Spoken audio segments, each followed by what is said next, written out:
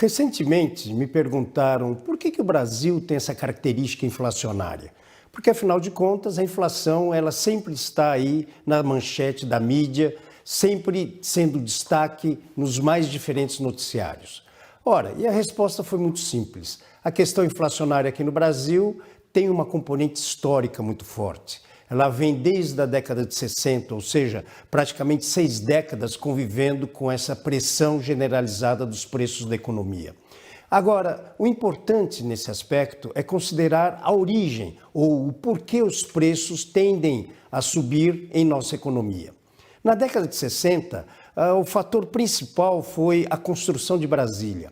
E para que o então presidente Juscelino Kubitschek pudesse atender esse seu objetivo de entregar Brasília até o final do seu governo, e à medida que o governo não tinha mais caixa, foi impresso mais moeda. Ou seja, o processo inflacionário ele começa justamente por um excesso de liquidez na economia.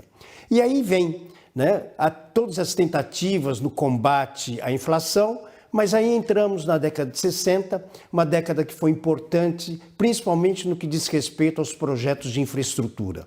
E, para tanto, várias obras foram realizadas simultaneamente, o que faz, em termos econômicos, fazer com que a demanda agregada aumente. E à medida que a demanda aumenta e você mantém inalteradas as condições de oferta, ou seja, as condições de produção, esse desequilíbrio acaba naturalmente resultando sobre a elevação dos preços. Então, podemos dizer, de alguma maneira, que a inflação vivida ao longo da década de 60 se deve fundamentalmente a esses investimentos públicos para melhorar a infraestrutura do país. Só que, combinado a isso, o governo teve que se endividar, o chamado endividamento externo, justamente para poder atender essa demanda de recursos para que essas obras pudessem ser realizadas.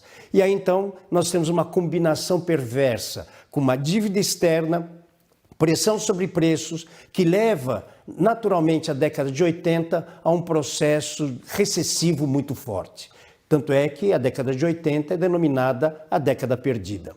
E aí vem, no final dessa década, toda uma pressão sobre preços, e inclusive chegamos no ano de 89 com uma inflação de 2% ao dia. Qual é a razão básica? Bom, o grande problema é que a gente percebe que ao longo dessas últimas décadas, o governo nunca deu ênfase ao necessário e o suficiente para adequar as condições de produção da economia.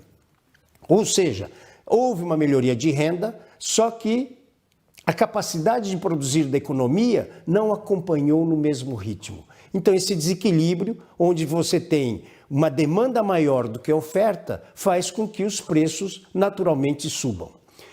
A implementação do Plano Real, ela veio principalmente como uma solução macroeconômica.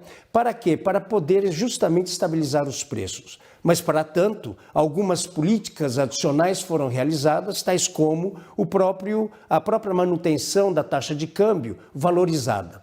Foi a época em que o governo adotou a famosa banda cambial. Banda essa que estava bem abaixo daquilo que, teoricamente, deveria ser a taxa de câmbio. E, a partir daí, com o próprio crescimento da China, a nossa economia foi nesse vácuo, só que ela não estava preparada ainda justamente para poder atender esse processo forte de crescimento. E, naturalmente, surge aquilo que tecnicamente nós chamamos de um hiato inflacionário. Hiato inflacionário é justamente quando a atividade real da economia está bem acima daquilo que seria o potencial do país. E assim vem. Desde então, pressão inflacionária, tivemos um período em que a inflação se acomodou, mas aí foi principalmente em função da componente recessiva. E aí, no pós-pandemia, com fechamento de empresas multinacionais deixando de produzir no país, a condição de oferta do nosso país acabou sendo comprometida. E associado a uma série de programas sociais implementados pelo governo, justamente para poder superar esse período da pandemia, esse desequilíbrio novamente surge, só que de uma maneira extremamente forte. Cabe lembrar que essa elevação generalizada dos preços que ocorreu na nossa economia não é uma exceção. Por quê? Porque a gente verifica que os Estados Unidos, o continente europeu, também enfrentaram esse mesmo problema. E agora, então, vem a grande questão.